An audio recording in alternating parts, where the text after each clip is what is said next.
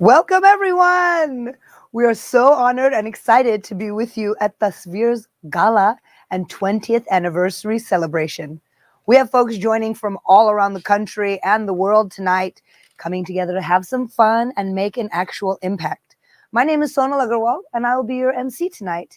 I've come all the way from Chicago to make it rain in Seattle. How appropriate. And to be in studio and in living room with all of you tonight.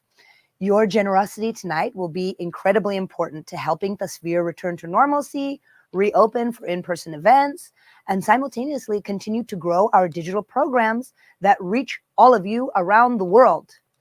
I would like to thank our sponsors who have helped make the evening possible. Group Health Foundation, Himalaya Homes, Bill and Melinda Gates Foundation, BECU, Du Bois Carey Law Group, ACS Solutions, K&L Gates, Alaska Airlines, The Stranger, Vidya and Associates, Madison Avenue Realty, and all of our other sponsors. And most of all, we'd like to thank the Washington State Department of Health, who is partnering with Tasveer to keep our community in the know. When it comes to the COVID-19 vaccine and health updates, we will be sharing important updates on our website in multiple South Asian languages over the coming months. So please visit tasveer.org/COVID-19 to learn more. So let's get started with a little intro video.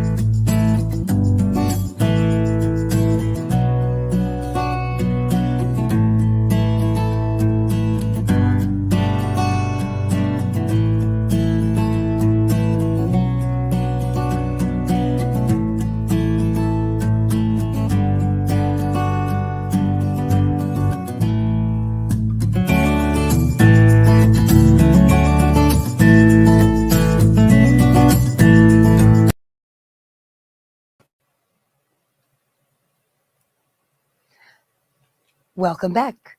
Tonight is incredibly special because we are celebrating exactly 20 years since Tasveer's first film screening in March of 2002. That's longer than most of you have been in relationships. We have two goals for tonight.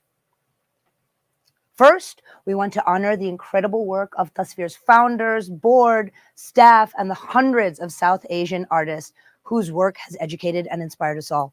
For 20 years now, we've come a long way over the 2 decades, and at the same time, Tasveer always stays true to its roots, entertaining and inspiring you with programs that put social justice, art, and representation first.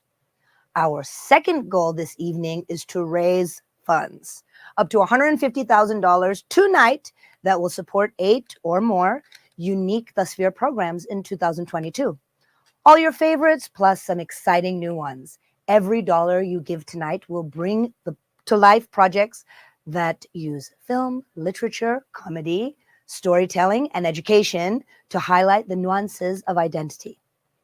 Together, we'll share the stories of immigrants, LGBTQIA+ individuals and communities, women, religious minorities, lower caste communities, youth, and so much more.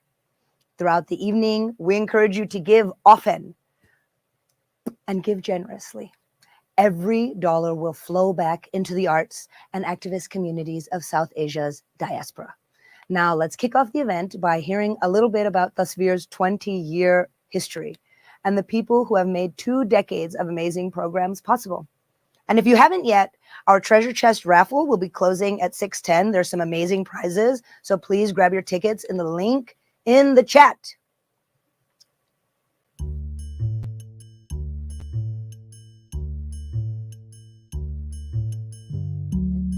years ago still feels like it was yesterday because we are having so much fun and at the same time doing this amazing work of community building.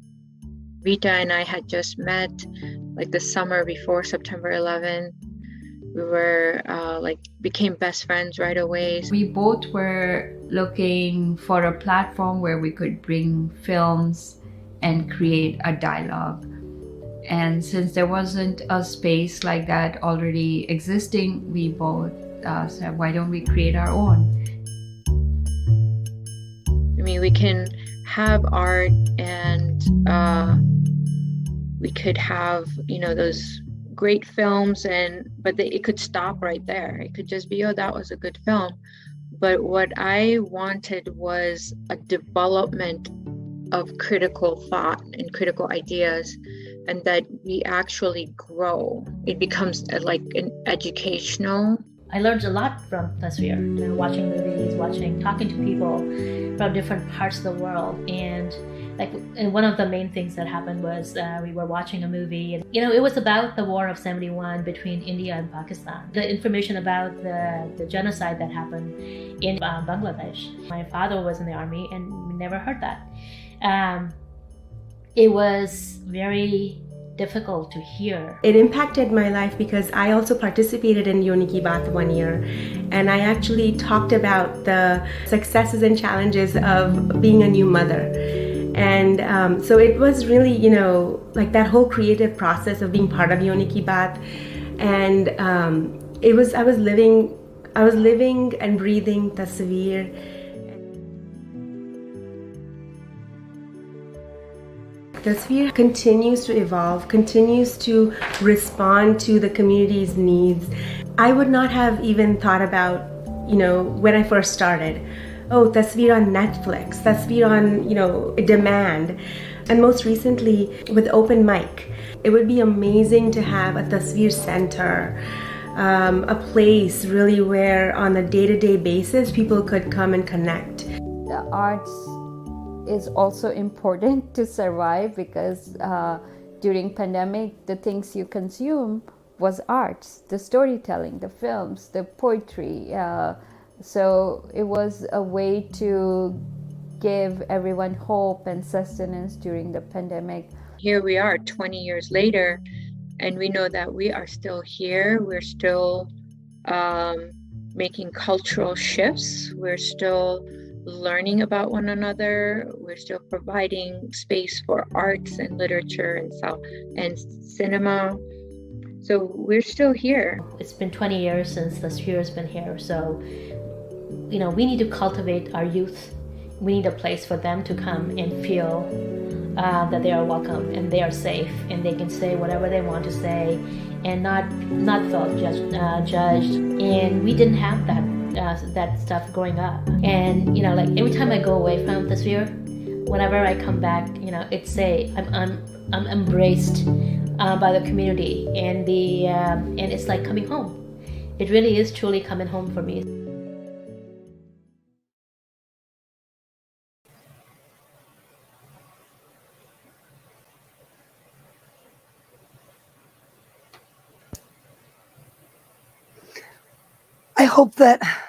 I hope that video inspired you to see that we're not asking for your money. We're asking you to help in the co-creation of this industry, of this community, of this work. And our first honored guest this evening is filmmaking legend Mira Nair. Joining us to introduce keynote speaker Kal Penn, who was coincidentally first inspired to pursue acting after watching Nair's groundbreaking film, Mississippi Masala. And for those of you who are in the Zoom, please participate in the chat. Send your questions for Kal. We don't have long with him, but now's your chance. Shoot your shot. And how many of you in the audience adore the film Mississippi Masala? How many of you saw the word masala on the marquee in the mall cinema in Jersey and thought, oh my God, is that about us? So show some love in the chat if this movie inspired you too. Mira Nair is an Academy Award nominated director, best known for her visually dense films that pulsate with life. Her debut feature, Salam Bombay, won the Camera d'Or at Cannes, followed by the groundbreaking Mississippi Masala. the Golden Globe and Emmy-winning Hysterical Blindness, and the international hit Monsoon Wedding, for which she was the first woman to win Venice Film Festival's coveted Golden Lion. A fiercely independent filmmaker, she continues to wow the world with her films through Vanity Fair, The Reluctant Fundamentalist, Queen of Cutway, and The Namesake, which starred our friend Kal Penn in the lead. Welcome, Mira. Salams, namaste, and hello, friends. It is an honor to join you tonight for a journey that feels like it's coming full circle. I have always believed that if we don't tell our own stories, no one else will tell them. And if they tell them for us, they'll do a terrible job. As an artist, I believe fervently in the power of authenticity, of nuance and representation in storytelling for those who are marginalized, for those who are made to feel invisible by the mainstream. Visibility and representation allow young artists of color to have and live their dream. Representation of diaspora in films and arts is critical to a fair and just society, to mental health, to the self-worth felt by people, adults and young people alike. If you don't see yourself on screen, you believe that maybe you don't exist. We know the real-life impact on people of color, those who identify as queer, immigrants, and other marginalized groups in America, when their lives are absent from the mainstream, or worse yet, when their lives are distorted by caricatures or stereotypes. Over 30 years ago, my film Mississippi Masala made a young South Asian boy feel seen for the first time. I remember Kal Penn telling me that the very Indian word masala on his marquee in New Jersey in a mall just made him think, what is that film? And there he went and saw black and brown skins together for the first time. That young boy, Kal, now a wonderful, wonderful young man, went on to break into the mainstream and enduring rampant racism and stereotypes in Hollywood to defiantly build a successful career and forge a path for a new generation of actors. Who can forget Harold and Kumar Go to White Castle? Certainly not my household, where my 14-year-old son went crazy for him and brought him to me and said, Mama, if you're casting for Gogol in The Namesake, here's the guy. And that indeed was Kal Penn's extraordinary dramatic debut in The Namesake, which completely feels like a portrait of many millions of us who live between worlds. I am so proud tonight to celebrate Kal's hard-won successes, including the release of his really funny and moving book that details his journey, and our work together as artists. I'm doubly proud to be doing this in support of Tasveer, an organization whose parallel work has been cultivating representation of South Asians and our stories for 20 years now. Together, we are all part of this ecosystem that is harnessing the power of art to combat hate, to combat ignorance, to make individuals really feel seen and felt, and to have honest dialogues about our communities. It is with great joy and big old Punjabi jappis that I introduce your keynote speaker, Kal Penn. Thank you.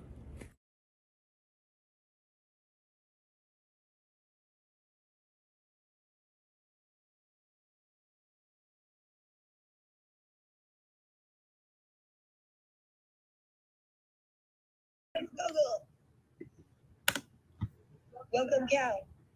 Welcome, Kal. Wow. Hi, everybody. This is incredible. Thank you. I have to say thank you, first of all, to my dear friend Mira and to Tasveer and to all of you who are joining us this evening. Mira has been a role model of mine before she was a dear friend, and so it's really special to have that introduction. I'm trying not to get too emotional here, but she's wonderful. I also wanted to say it's always incredible to partner with a nonprofit dedicated to the arts, but That's especially true when we're talking about an organization that focuses on representation. I mean, Mira said it at the top of her remarks. If we don't tell our stories, no one else will, or I guess they'll tell them badly. Nearly 2 decades ago, I was starting my career around the same time that Tasveer was launching. And I've actually thought about these parallels between what Hollywood was like 20 years ago and the ways in which the arts and arts organizations, advocates, and supporters have helped change things during that time. For those of you who don't know, because nobody ever focuses on the struggle, right? So for those of you who don't know, I went to college for theater, film, and sociology, and then basically ate beans out of a can for like 6 years while I was waiting tables and working odd jobs. And I worked a lot of odd jobs, waiting tables, working as a messenger for a production company, making coffee, you name it, I happily did it. And at one of my first auditions, I remember the casting director asking me if I could go home and put a bed sheet on my head to resemble a turban and then come back. And it's always interesting when I tell this story now in 2022, to see the faces of the older generation, I'll put myself in this category, not even flinch, but the faces of anybody who's like under 25, they're like, that happened? So I think that in a way is a sign of progress, right? The idea that it should be abhorrent and jarring that sort of thing would happen. But I've reflected a lot on those early years recently. Mira was kind enough to mention my book that came out recently, You Can't Be Serious, which I tried to take some of those painful early acting and Hollywood stories and approach those stories with humor. And document it in a way that I would want the kind of 18 or 19-year-old version of me to be able to look back and say, oh, wow, that's a book that I wish I had growing up. So one of the stories that I was going to tell you, since I know all of the work that you all do and how passionate you are about diversity, and given how wonderfully things have changed in the 20 years since Tasveer has been around, in part due to the work that you all do, I wanted to kind of look back at one of my first acting jobs and tell you this story. One of my first acting jobs was this, and when I say acting jobs, I mean one of my first studio acting jobs, like in a studio film, was a Ryan Reynolds movie called Van Wilder. And Ryan was incredible. The director, producers were all, I had a great time making this movie. But when I first got the call to audition, I remember my agent at the time, and it had taken me almost 4 years to find an agent. She called me up and she said, hey, I've got this great audition for you. It's for the part of a supporting lead in a teen movie. It's with Ryan Reynolds and Tara Reid. She just did American Pie. It's in the same vein of those comedies. It's a supporting lead. I want you to come to my office so that I can tell you about the project, and you can get the script, and I'm just so excited for you. And I thought, well, that sounds very exciting. I want to read this now. So I said, email me the script. This would be amazing. I can't wait to read it. What's the name of the character? Just email it to me. And she didn't. She said, I really want to. It's so good that I want to talk to you about it. I want you to come to the office and talk to me about it. And I thought, if it's that good, like just email it to me. I really want to read this right now. I said, email it to me and tell me the name of the character. And this went back and forth probably 3 or 4 times. And she finally said, okay, fine. I will email it to you, but you have to promise me you're going to come to the office after you read it so we can talk about it. I said, of course. So she is emailing me the script. I hear her typing, and I said, what's the name of the character? She said, the name of the character is Taj Mahal. And I hung up the phone on her. And she called me back, and she goes, I had a feeling you were going to hang up on me. I'm like, of course I was going to hang up on you. I didn't go to film school to play a character named Taj Mahal. Come on. That's not even a human's name. That's ridiculous.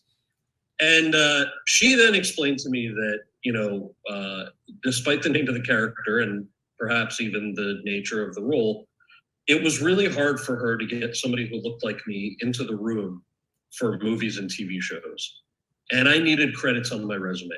And I couldn't get credits on my resume until I took jobs like this.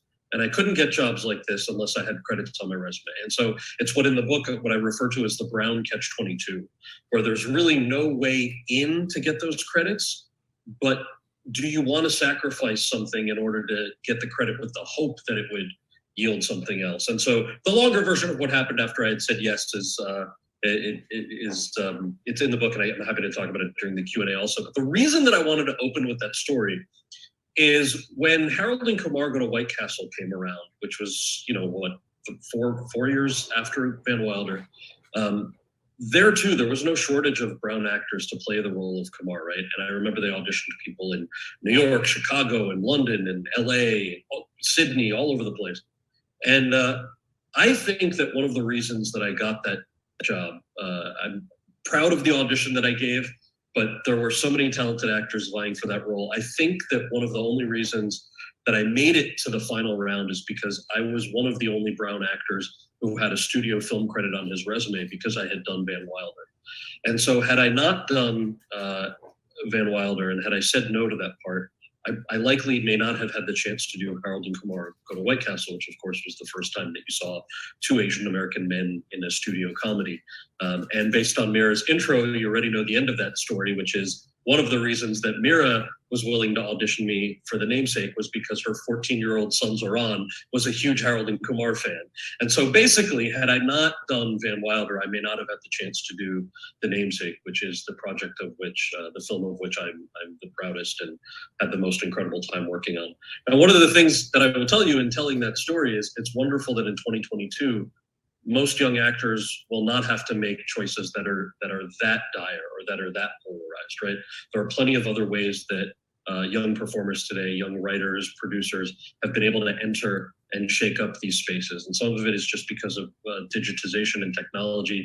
Others is because of our sheer numbers. And obviously a lot of it is also because of advocates and organizations that have been helping. So if you look at diversity in the media today, thanks to Hulu and Netflix and creativity from within the community and anything that Shonda Rhimes touches, 2022 is a lot more inclusive. There's always that intersection between art and commercialism and the work of organizations like Tasveer. So before I've been asked to read a couple of these passages from the book, but before I do that, I just wanted to say I urge all of you to donate generously to Tasveer. I know you already have, but it's rare to find an organization that's worked that hard for 20 years.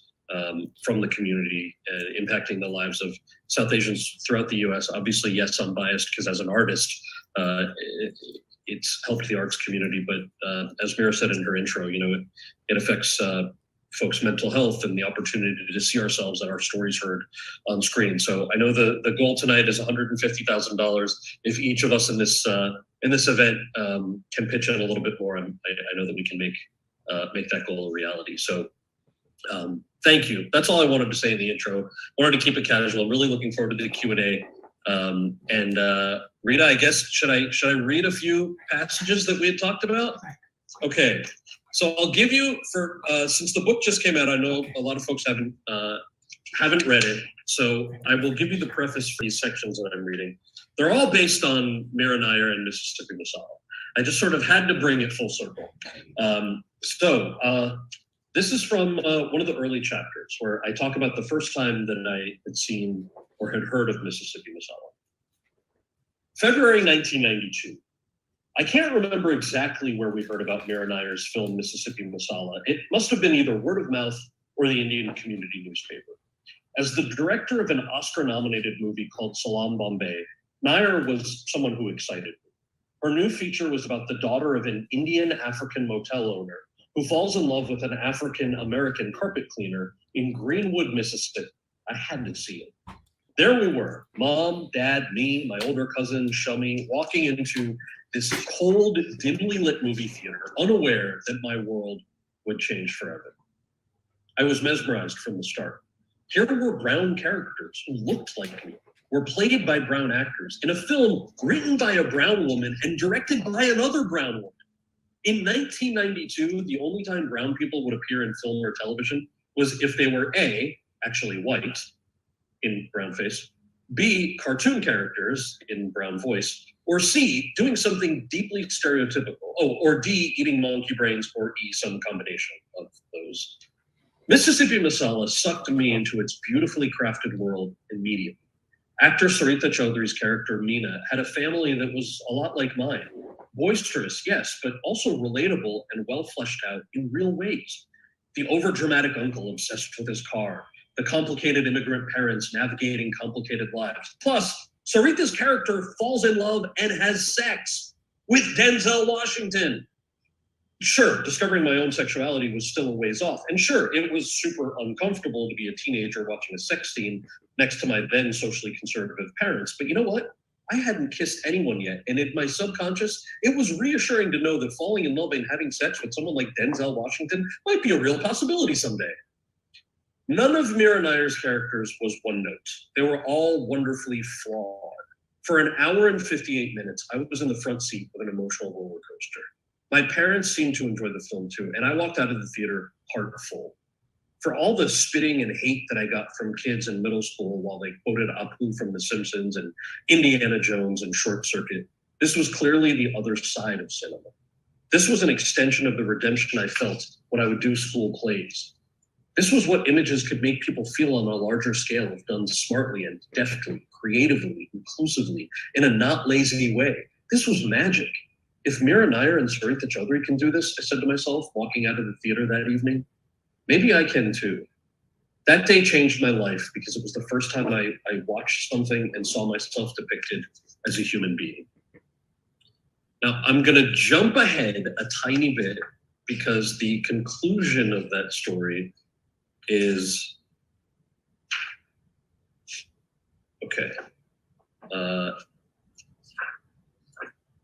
The conclusion of that story comes off of basically a pretty racist director who I had worked with on a film called Son of the Mask. Don't bother watching it. I mean, you can if you want to. It's just not a very good movie. And not because of the racism. I mean, partially because of the racism, but also it just wasn't a very good movie. It's not a very good director. But that all leads up to having the chance to audition for Mira for The Namesake. So I went and auditioned for Mira Nair and found out that she allowed me to audition because Iran, as she talked about, her son was a big Harold and Kumar fan. But it had turned out that she had already cast the role of Gogol. So she thanked me for coming in. And about a month after the Namesake audition, I went into a recording studio in LA for some ADR, automated dialogue replacement, or dubbing on Son of the Mask. ADR is a common process. Sometimes during a shoot, there's a little background noise over a few lines from a truck going by or an airplane overhead, something that drowns out the audio. So during post-production, you stand in front of a fancy microphone and dub whatever lines they've laid out on a music stand in front of you. The email about the Son of the Mask ADR said only 3 lines needed to be fixed, and that it wouldn't take more than 20 minutes. When I got to the studio, the sound engineer and the director, who I call Original Ideas McGee, since he had no original ideas, they were waiting, as expected. Next to them were a couple of guys in suits, also waiting. That was unexpected. These turned out to be studio executives on the project. Instead of one sheet of paper with the 3 lines of ADR, they had placed the entire 121-page script on the music stand. Something was up. I exchanged fake pleasantries with everyone about how excited we all were about this hilarious project, in reality, one of the worst movies I've ever done. How much fun we had in Sydney on the project, I hated it, and how cool it was to see each other again. I never wanted to see their faces when this was over. Then they dropped it. Hey man, so as we were editing, we realized your character didn't really have as pronounced of an accent as we thought. So we need to take a couple of hours and dub all of your lines in a really thick Indian accent. Oh, this was a shakedown. The studio executives were there to try to intimidate. By this point in my short career, I knew how to handle hubristic, tiny-dicked guys like this. That's hilarious, I said with an enthusiastic smile. You really didn't think the accent was thick enough? Well, I want the character to be as funny as possible, so let's make it thicker. They seemed relieved that I was so agreeable. The only thing is, I said, the email you sent said that this was just a 20-minute session and I have 3 auditions today. Can you guys call my manager to set something up when I have time to be here for a few hours? I'm excited to come back. They bought it. Of course, said one of the suited guys. We'll call over there right away. I can't wait. I left. I never wanted to go on any auditions ever again. I didn't actually have any auditions that day.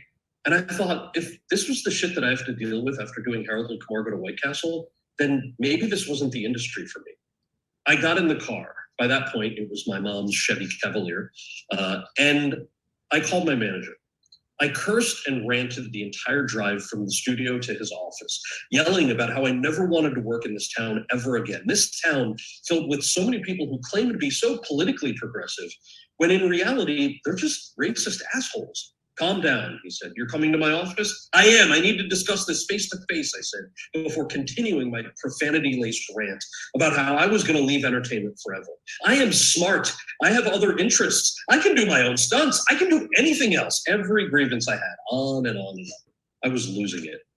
I got to my manager's building, parked in a reserved space where the powerful owner of the company usually put his silly Lamborghini, and barged past the receptionist into his office. I gave zero fucks at this point. I continued my ranting for another 10 minutes, covering every racist experience from Son of the Mask back to being asked to put a bedsheet on my head. I just couldn't take it anymore. I was finished with acting, and my manager needed to know it. I quit. With that, I finally stopped to breathe. Are you done? My manager, Dan, chimed in. I don't know. Why? Because Mira and Nair just called. The other guy backed out. You got the lead in The Namesake. I started crying in his office. Congratulations, man. Don't worry about Son of the Mask. Fuck them. I'll get you out of it. You're about to work on your dream project with your dream director. You're doing a Mira Nair film. That's the abridged version of how I ended up getting the Namesake. I have to tell you, we cried. I cried.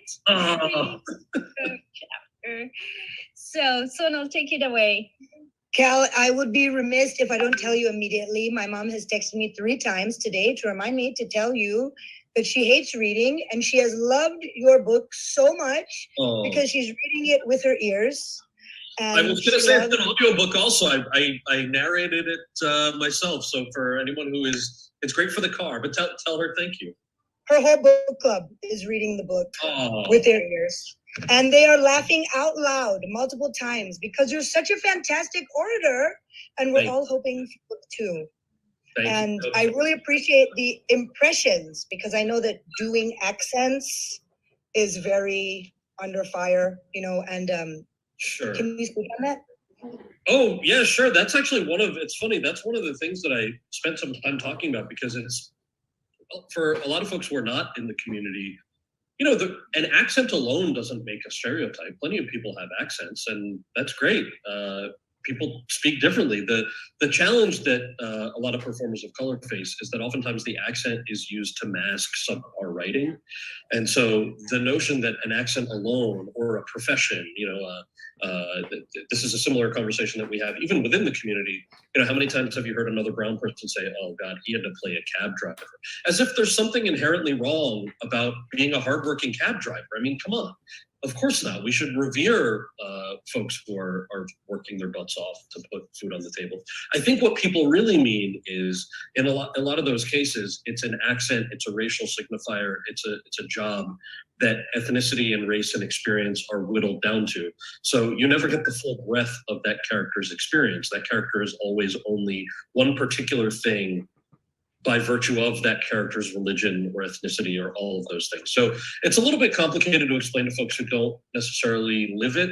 But of course, there's nothing wrong inherently with an accent. It's just that oftentimes it's used to mask bad writing. And thankfully, that's been changing a lot. Oh yeah, I was definitely feeling the joyful resilience of the South Asian experience through every story. And with that, I have a great question. Why do you think a career in the arts is still so stigmatized by our parents? I'm thankful for that question. You know, there's a lot of aunties and uncles joining tonight. So it's tricky, you know. I think, and I of course didn't realize this till much later. I've talked a lot recently about it. You know, of course, growing up, there wasn't a lot of support from the Indian American community of my parents' generation. What was, I think, most shocking to me was there also wasn't that much support from my peers in college who were my age. Most folks were majoring in medicine or engineering, and those are obviously great careers too. But I think, you know, part of it is just the nature of our immigration story. So there was a huge influx of South Asian immigration post 1965. And we often forget that a lot of times those immigrants, and my dad and mom fall into this category, were allowed to come to the United States because we had a labor shortage. We didn't have enough doctors and engineers and pharmacists or chemists. My mom's a chemist. So because of that, it wasn't like, oh, all Indians are, excel at science or are good at math, as evidenced by my really bad math scores. But it's because, these were the folks who were allowed to come to the United States. So, of course, human nature, you want your kid to do what you know. And if you know that the American dream comes through these 3 or 4 careers, you're more likely to kind of push your kid towards that. But I do think, thankfully, that's changing as the community's coming of age and as folks kind of recognize that these are great careers. I don't want to give away the ending of the book, but I will because it's relevant to your question. I talked to my parents a lot. I called people from all of these crazy early audition stories because I wanted to fact check everything, and I wanted to make sure that if I'm telling these stories that they're accurate. And one of the last times I talked to my parents about something specific in the book was I said, I want to know on a scale of 1 to 10 when I was in high school, and you would have all the aunties and uncles come over and everyone would talk about what you wanted to do in college. And I was the only one who said film school. How embarrassed were you on a scale of 1 to 10? And they said, what are you talking about? We were never embarrassed. I'm like, come on, obviously everyone was embarrassed. They go, no, but we weren't embarrassed. We were scared because we never thought that the arts were a viable career that anybody could have, but especially somebody from our community who looks like us. And I don't know why, until I was an adult, that concept had never dawned on me, right? It was always the teenage angst turns into the early 20s angst, turns into, well, I'm motivated and I want to work my butt off and get this. And why I had never considered that there was an element of fear that was driving a discouragement from careers like the arts. And so it's wonderful to see that changing a lot. Obviously, it hasn't changed overnight, but yeah, it's on the right track, I think. So what you're saying is be nicer to our parents. I'd say be nicer to our parents, but also, this is perhaps an unpopular opinion as someone who is thankfully now a working actor. But I thought, I do a lot of college guest lectures, and oftentimes, someone will raise their hand and say, hey, I'm pre-med, but I really want to be a dancer. Do you have any advice? Or, hey, I'm an engineering major and I really want to be a screenwriter. And I think at some point it's like, well, if you really want to do that, you have to do it. I'm not saying change major, but you have to find a path to do it. And I think that's kind of that's the confusing thing a lot of times where artists are insane, man. Like we do what we have to do because we have to do it. If you can be an engineer and do summer stock theater like once a year, why wouldn't you? That's incredible. Do it. Live both of those lives. So there's it's hard to convey the insanity of needing to be a full-time artist or needing to be a full-time writer. So that's part of it too, is I think a lot of folks like the idea of, seeing someone who's on a TV show and then kind of saying, well, what about all the hard work that goes into it? And in that sense, it's sort of like any profession, it's just that you go to med school, exactly how many years of toil you have to go through. A career in the arts, it could be 2 years, it could be 12 years. You really don't know when you're going to pay your rent or have a roof over your head because of it. So that's kind of the tricky thing. Speaking of stuff that we haven't seen, do you think that it's time for a Desi driver in NASCAR?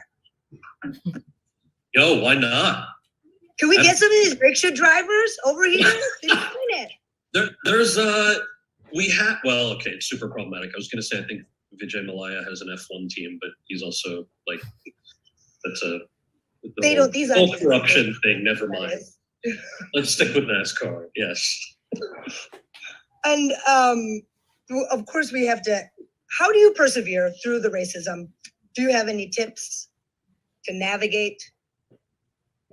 Oh, I don't know. We were talking about this offline, I think, before we joined everybody. I feel like I really, stand on the shoulders of a lot of people. I'm very blessed that, when we did Harold and Kumar Go to White Castle, like I said, it was the first studio comedy that had 2 Asian American men. And there was a lot of attention paid to that. And it was exciting because of that. And a couple of things sort of happened. One, the movie came out, a lot of folks forget when that movie came out, it tanked at the box office. It didn't do well at all. And we were all very depressed because after opening weekend, the buzz around Hollywood was sort of, see, we told you that America wasn't ready for two Asian American men as leads in a movie.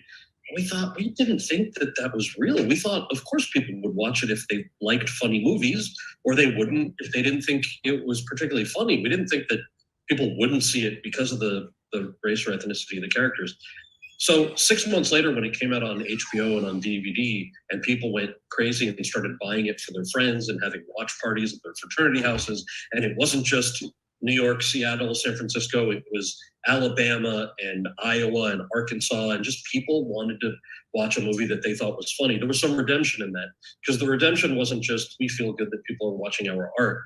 It was also, oh, the powers that be that said, see, we told you America's not ready, they were proven wrong too.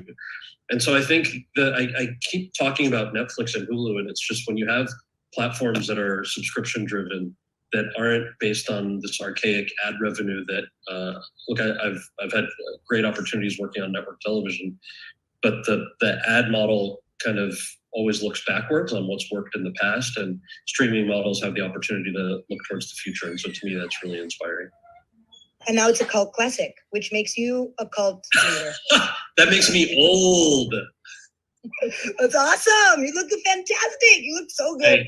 And I absolutely have to ask, do you have any advice for any budding, closeted, uncloseted, gaysies, garabs, gaygens, gay raps? That's, and with the coming out process?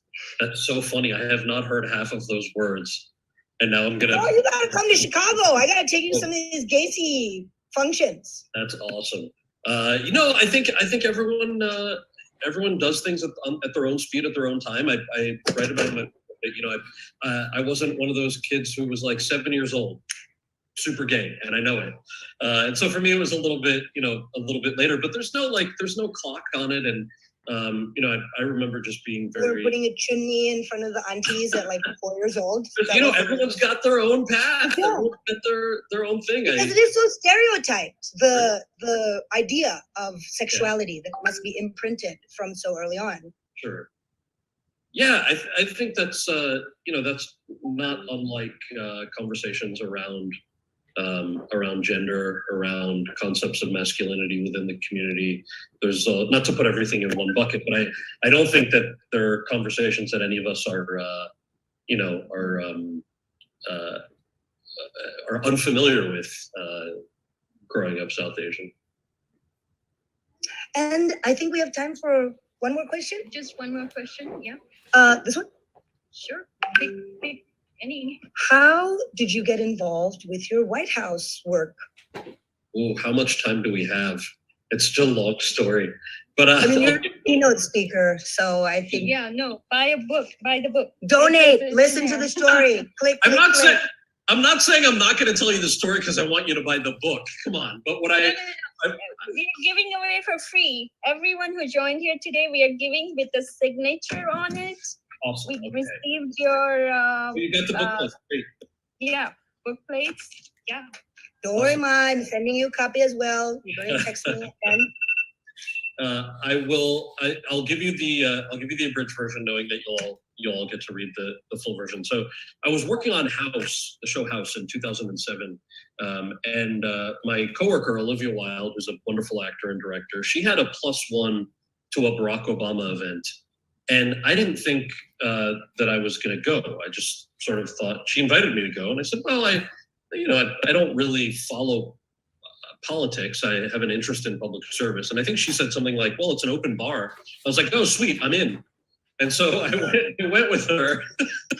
And this was, for context, October of 2007, Obama was down 30 points in the polls before the primary season.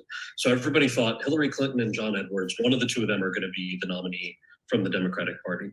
And so it was just sort of like a cool thing to go to because my friend invited me. Anyway, we were both inspired that night. We decided to sign up to volunteer for his campaign.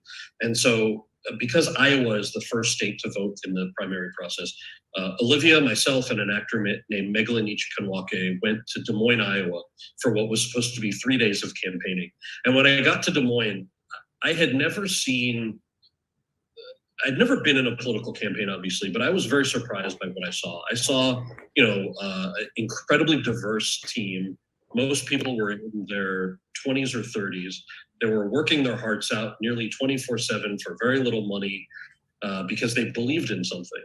And at that time, it's tough to kind of sort through all this, but at that time, it was only Obama and Ron Paul, I think, who were not taking federal lobbyist money. I think they were also the only two who were opposed to the Iraq War. There were like all of these things that made him a real outsider to his own party. But the diversity piece of it in Des Moines, Iowa, a state that's 90-something% white, I remember meeting a guy in the Des Moines campaign office, Obama's rural outreach coordinator, and his name is Rohan Patel. And I was like, what? Barack Obama, who already has strikes against him in traditional campaigning because he's a junior senator, he's young, he's black, and he's running for president. Like, he decided that he was going to nominate a brown brother to do rural and agricultural outreach in Iowa. And that list went on and on. I mean, the guy who was doing LGBT outreach happened to be a straight Marine. And the reason Obama hired him was he was the best person for the job and he wanted to repeal Don't Ask, Don't Tell. The reason Rohan got this job is because he was the best person for the job. And it blew my mind. I shared a little bit about some of the stories about what Hollywood was like around that time. And so it just blew my mind that somebody would hire people because they were qualified. And there were a number of other reasons why I sort of thought, I was inspired to kind of continue that work. But I ended up having the chance to go to 26 different states on behalf of the campaign. And then that segued into a job at the White House. And so I took a 2-year sabbatical and was very honored to serve our country. The big takeaway from this is I think there was a lot of undue attention because I went from a job in the a job on TV to a job working for the first Black president. One of the things that I was floored by was that almost everybody that I was working with in the campaign had taken a leave of absence from their private sector careers. So there were people who were working for companies or going to law school or pediatricians or single parents or stay-at-home parents. And it was just this beautiful cross-section of people. And it happens at every level. It's not just at the White House level, but it happens on the community level, school boards, local elections, state elected officials. And it's just incredible to see that there's so much polarization. You turn on cable news, everyone's yelling and screaming at each other. But this was like such a beautifully inspiring thing to see of what's still possible if we actually want to get involved in our communities. So that's the big takeaway from the White House days. The power of Patels everywhere. Power of Patels, that's right. No, it's Modi. Me, Cookie was Rohan Patel. No, don't mention that guy right now. We're trying to celebrate. And I think the big takeaway is also that the immeasurable impact of our stories and how we are interwoven into this tapestry of now Tasveer and however many organizations and foundations, we don't know the way in which we're impacted. And Mira's son saw you and you saw it in the marquee and now you're Gogol. And yesterday I had a show and I was telling somebody about the event. They were crying to me about the namesake. And I was like, what is it like for Kal? Do you just have strangers crying in your arm? That's the twisted part of being an artist. I'm going to speak especially to the other artists in the room tonight. It's like when someone cries because of your art, part of you's like, hell yeah, all right. But it's because of why you're an artist in the first place, right? You want to suspend disbelief and take people on journeys and into worlds that they wouldn't have the chance to otherwise experience. And I think for the namesake in particular, and I'll put Harold and Core in this category as well, actually, it's the majority of audiences are connecting with these characters, and they may have never been in a brown person's home. They may have never come over for a meal or had any close friends. And so it means a lot when they're laughing or crying with us, and that's the beauty of what I love to do as an artist. Thank you so much, Kal, for being here. Thank you. Rita, I know I'm being very professional, but my inner fangirl is shrieking right now. So I'm like namaste. Thank you, G. Thank you. Thank you to everybody. And thank you Tasveer. Don't forget to kick up a little extra donation before you log off. And thank you all for having me. Have a great And if rest you of the day. haven't listened to the book, if you've already read it, really listen to it, because you will laugh out loud so many times and you'll feel so many feelings. Thank you, Kal. Thank you so much, everyone. Thank you, Have a Kal. great day and a great rest of the weekend. Okay, bye.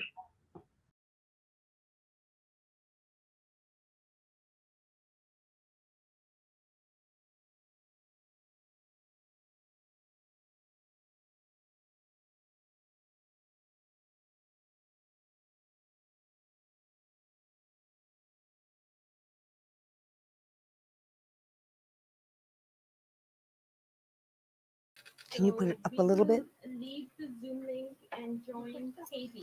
Thank you to both of our keynote speakers tonight. We are celebrating 2 decades of amazing programs and tangible impact created through Tasveer. The work of our founders, our board, and our community of supporters has brought us to this point. And this work has all been toward a common goal: to use art to empower South Asian stories, to connect us in this tapestry of Tasveer. Oh, it's moving. Where are we? We have seen and felt the impacts of this work and are steadfast in our efforts. With your help, we'll continue channeling resources to artists and nurturing the next generation of storytellers, giving a platform to stories that are otherwise stifled and wielding the power of dialogue and education to open minds and hearts and combat hate and ignorance. Tonight, we are asking you, our friends, both old and new, to help us raise over 1/3 of the funds necessary to operate Tasveer in 2022. Together, we have raised, how are we doing? Let me get an update. $94,500 towards our $150,000 goal. That's more than half. Now let's cross the finish line together. Final push. We will have giving levels ranging from $10,000 to $25. You can always make donations at a custom level throughout the whole event. And please note, once you pledge on an amount, you are committing to give at that level. Here are some ways your dollars can make an impact, starting at the $10,000 level, which provides grant funding to artists through Tasveer Film Fund. Let's hear from our 2021 Film Fund winners. Hi everyone, my name is Amrit Kaur and I'm so thrilled to be the winner of the LGBTQ plus category at the Tasveer Film Fund this year. Woo! My team and I are so grateful for the Tasveer team, for Netflix for the funding, and just everyone else who supported us in this process. Please go like and follow us on Instagram. Our Instagram is called Zindagi Dobara, just like the film title. You should see it up there.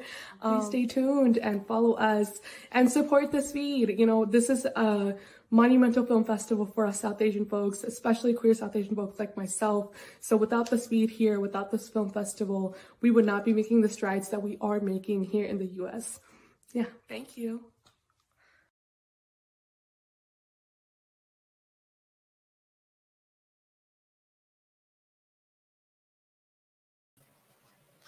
थोड़ा सा नीचे जाना. Thank you to Shahina and Ali Pirali for your incredible generosity and once in pre-pledging a gift of $10,000. Outfit change. As our leadership givers, you set an example of how our community can come through to support the arts. From the bottom of our hearts, we are grateful for you. So what can happen with $10,000? You can fund one grant award to an independent film project through Tasveer Film Fund. You can pay for venue rental and for a free 3-month workshop for a storytelling event like Community Stories. And you are really helping to get people get paid to go to work. These are actual jobs. So let's see. Our pledges are coming in. Do we have anyone who wants to donate $10,000? And I'll shout your name out for everyone to hear. $10,000 given means 10,000 million blessings will shower down on you. This is karam. Anybody? Anybody? What else? Parul and Gary Houlihan have also pledged an incredible $10,000. Parul, we're so grateful for you. You are helping South Asian artists to thrive. You're keeping all of this running. You have no idea how many hands there are on deck, but I will tell you. at the end of the event. And do we have anyone coming in for a hot $10,000? Shall I move on to $5,000? We'll move on to the next level, but that doesn't mean that you can't donate $10,000. If you don't want to, you can. For $5,000, we can fund Tasveer TV for half a year. So we need 10,000 for the whole year. The platform is also used to host our festival, South Asian Film Festival, Literature Festival, and monthly programs. So, who do we got? Anybody? Did anybody pre-pledge $5,000? I don't want to miss any names. Looking at myself on the screen. Okay, well, before we move on to the next level, let's hear from Tasveer South Asian Lit Festival author and organizer Veena Rao. Hi, my name is Veena Rao and I'm the author of the novel Purple Lotus, and I was very fortunate to be a part of the Tasveer South Asian Literary Festival in 2021 as a program coordinator, as a moderator and panelist, and play a small part in empowering South Asian literary voices. I thank Tasveer for providing such a phenomenal platform for South Asian diasporic authors of every perspective and genre to promote their books. I thank Tasveer for celebrating and showcasing our books and helping us diasporic authors build our writing careers and make a mark in the literary world. I thank Tasveer also for fostering a love for reading and writing amongst the South Asian diaspora and the larger public.